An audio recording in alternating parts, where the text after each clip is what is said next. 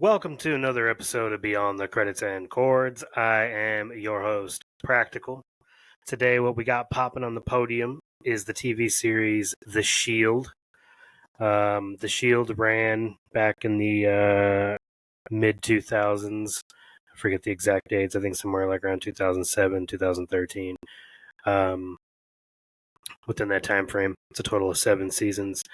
I wanted to talk a little bit about it today because it's an incredible show, honestly. And, part of the reason we talk about some older things on the show versus all the new stuff is just because so we can, make sure that the exposure remains for some of these things. And sometimes streaming just isn't enough, Streaming can only get you so far. By the way, if you would like to stream this show, it's on Disney Plus currently.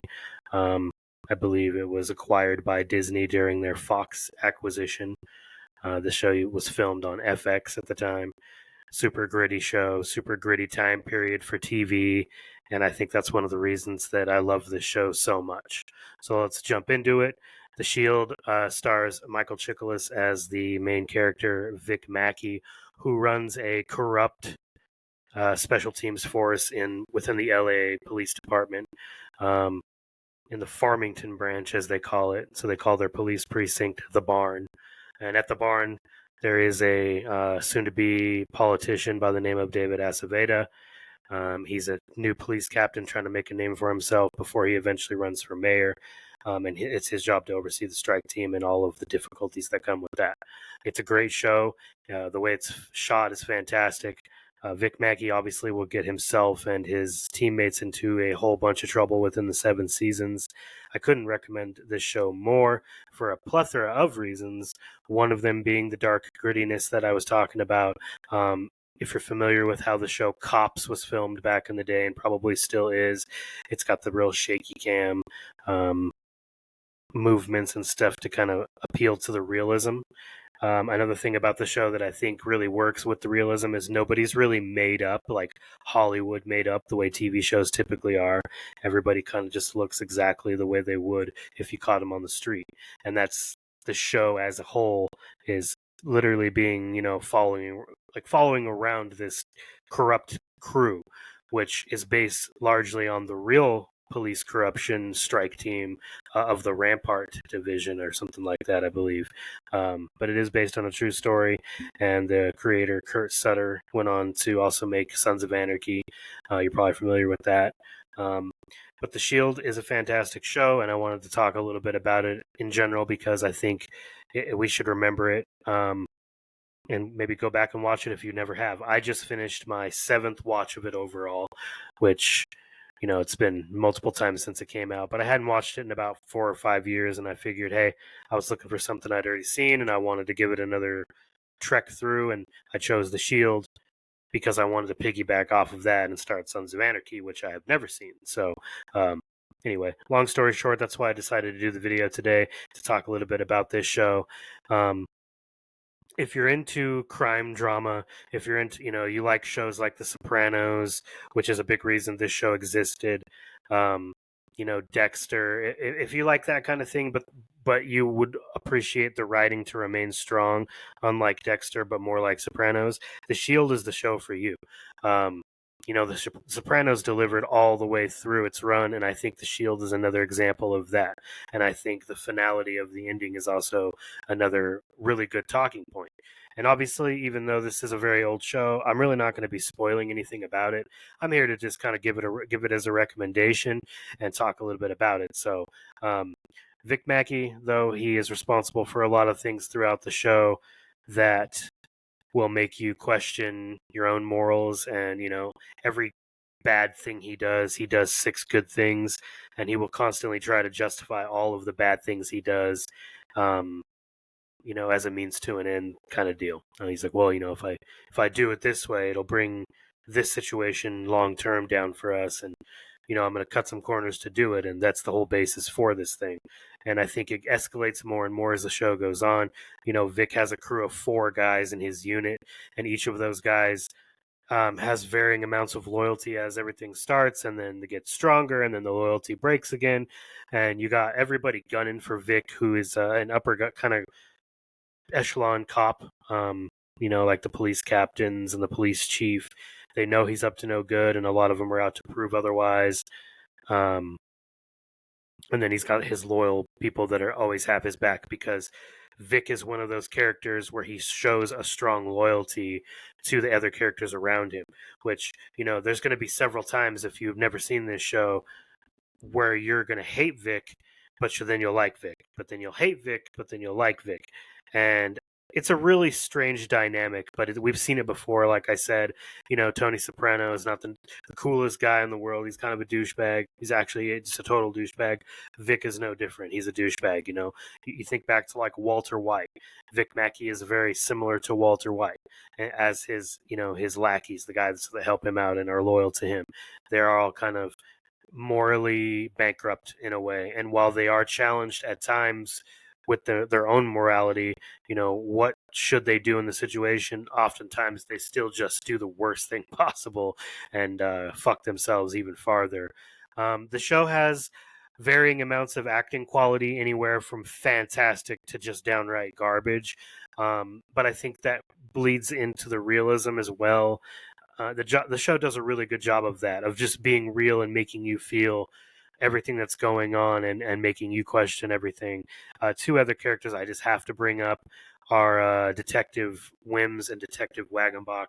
They're both fantastic characters, extremely well acted.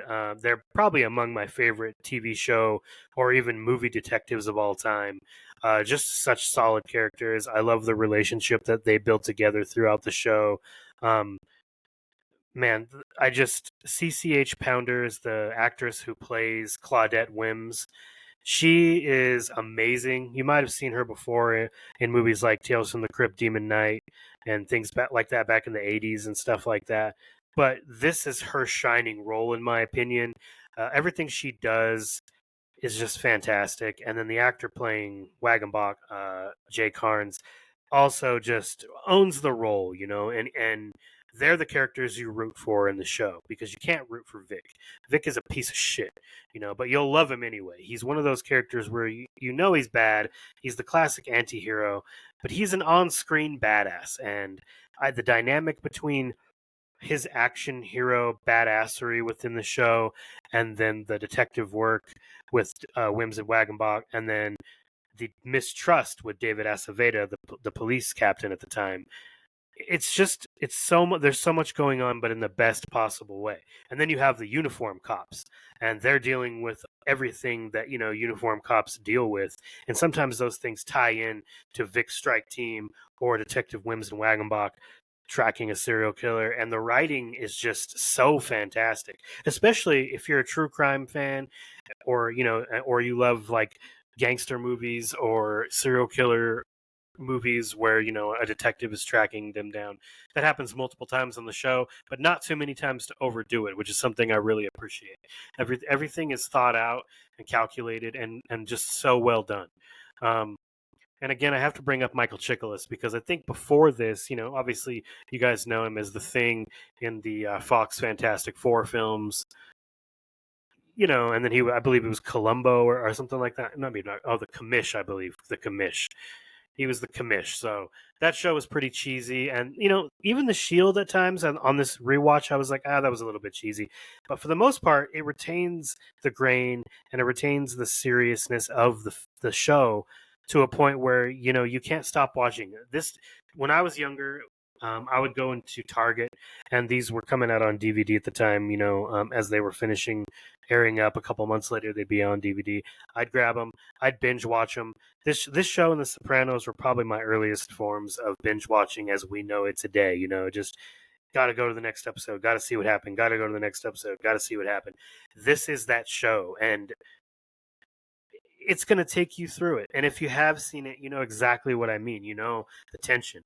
Michael Chiklis' character is, a real bastard, and Michael Chiklis does a fantastic job of conveying just all of that. I keep thinking about the last episode and how everything finally plays out, and it's just so crazy to me. It's so intense, and the facial expressions that Michael Chiklis makes when accepting the outcome of everything that's happened, it's just unmatched. The acting is great, and like I mentioned before in the beginning of the episode, this is at a time where TV was really pushing the limits.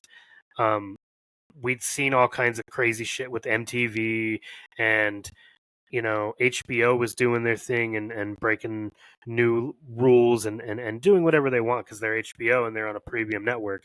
But FX at the time was like, well, you know what? We can show that type of shit too, but we'll wait till after hours. And while there's no nudity in this show, there's basically everything else. I mean, there's every curse word in the book, maybe with the exception of fuck. And this aired on regular TV at the time. I remember staying up late. I think it would come on at 9 or 10 o'clock at night and just watching it and being in awe of what they were getting away with on FX. And you got to hand it to Kurt Sutter and this entire crew because unlike most TV shows that are drama driven, these guys really seem like they knew where they were taking the show the entire time. And I'm sure it being based on real events and a lot of that stuff being leaked into the press really helped. But a bunch of it obviously is just their own intuition of where characters' storylines and arcs should go and intersect with others. And the Shield is aces at that. I'm sorry, but it is. And you'll go back and watch it and just sit in awe. And if you're watching it for the first time, you'll pick on that up on that stuff almost instantly because the way everything's laid out for you is chaos, but controlled chaos, if that makes sense. And man, I can't really put into words some of the things that happen in the show because like I said, I know it's old, but I don't really want to spoil it. Um, but to give broad strokes on some things, this strike team commits murder to cover their own asses. They rob gangsters, Armenian mob, uh, money situations or money rings to get better edge for themselves. They take bribes, they deal drugs, they take out rival drug dealers while working and taking a percentage for the other drug dealers to let them keep earning. And I mean, you name it, these guys will do it. And Vic, on the other hand, though, there is a lot of crazy good things about him too. He hears or smells a whiff of child abuse or child molestation or anything like that, and he's all over it trying to find the guy. If one of his fellow cops is disrespected, killed, hurt, he ain't having it. And a lot of people hate that mentality in cops, and I get it, but you respect it in this sense because it's like you got to protect your own. And Vic is all about that, and so is his crew. And if you double cross him, that's the last fucking thing you'll ever do or you ever should do. And the show is just incredible. Like I said, I could go on and on and on about it, but I compare it to shows like The Sopranos, and I keep bringing The Sopranos up because I think Tony Soprano is the first time, at least, or one of the first memorable times in TV history where you rooted for an antihero. He's the main character. He, does really bad things, but you can't help but find him endearing, and you like his character, and you like all the bad guys in the show, right? I think The Sopranos gave birth to a new form of television, and that's why we got things like The Shield and things like Sons of Anarchy and Breaking Bad and Dexter and Rescue Me. And that's a era of television that it's pretty incredible, to be honest. I think all of those things led to where current TV is now and the shows that we have HBO do and the shows that we have Netflix kind of focus on. And everyone will, do their own thing nowadays. And I think they owe a lot of it to these characters, to these pushing the boundary TV shows, to these extremely well written, gritty drama TV series. I don't want to say like legendary, but I will say legendary. I think we spend a lot of time admiring movies as classics and shit, and we may not necessarily do that with TV shows. But if I had to put The Shield on a pedestal like we do certain films, I'd say it's up there with things like, Goodfellas or Scarface or, you know, it's so hard to say because I'm trying to make comparisons that aren't necessarily here. The show stands on its own legs, but just things like that, the prestige those movies have gotten, this show deserves. And at the time, it won a lot of Emmys, and at the time, it was making waves and it was a big deal. And I remember it because I grew up through it. So, um, like I said, I just decided to pop it in the other day, and not the other day, a couple of weeks ago, and just get through the 7 seasons again, see if it's still held up. And like I said, it really does. I could go on and on and on about it, but this is going to just be a little bit more of a shorter episode. I wanted to just jump on and talk just a smidge about the Shield because we hadn't done a lot of TV shows. It's hard to get all the guys together with TV shows because we like to do these things when things are fresh on our minds. And, our schedules are all so wildly different. We can't just decide, hey, we're going to watch 7 seasons of a show, jump on and record it. Maybe sometime down the line when things kind of calm down for all of us, that is more of a reality. But in the meantime, anytime I finish something and it's truly video worthy or popping on the podium worthy, I'm going to jump on and tell you about it. And The Shield is that show for me. I do give it a 10 out of 10. If I had to review it at all, I think everything about this show is pretty flawless, to be honest with you. It was mad influential on me growing up as I was about a teenager by the time I saw this. So very influential to me. It has a lot of familiar faces. You'll notice if you go through it too. Big names like Andre 3000 from Outkast is in some episodes. You got Glenn Close in season 4 playing the police captain. She just absolutely kills it.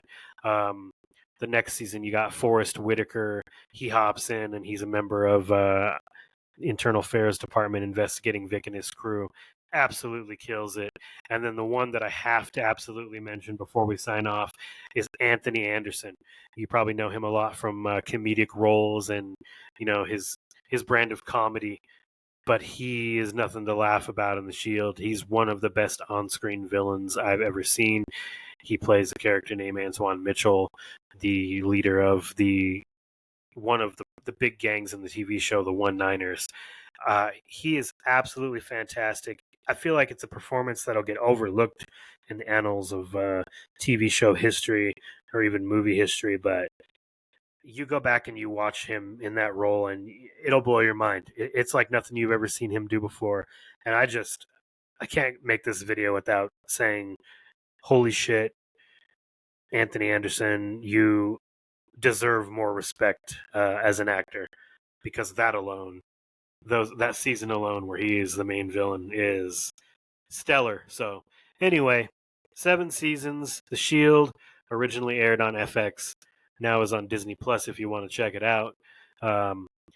Everybody I mentioned: Michael Chiklis, Jay Carnes, CCH Pounder, Glenn Close, Forrest Whitaker, Catherine Dent. Just incredible. I'm at a loss for words for some of it, but incredible. Please check it out if you get a chance. If you've already seen it, let me know below what you think of it. What would you rate it? I'm just curious where it sits with a lot of people. I don't hear it talked about too often. It's somewhat popular among a couple of my friends and I, but really not everyone I know knows it or has even seen it. So I'm really just curious out there what you guys think. Pop a comment below, and I'll catch you on the next episode of Beyond the Credits and Chords. This is your host, Practical. This has been The Shield. I'll catch you next week.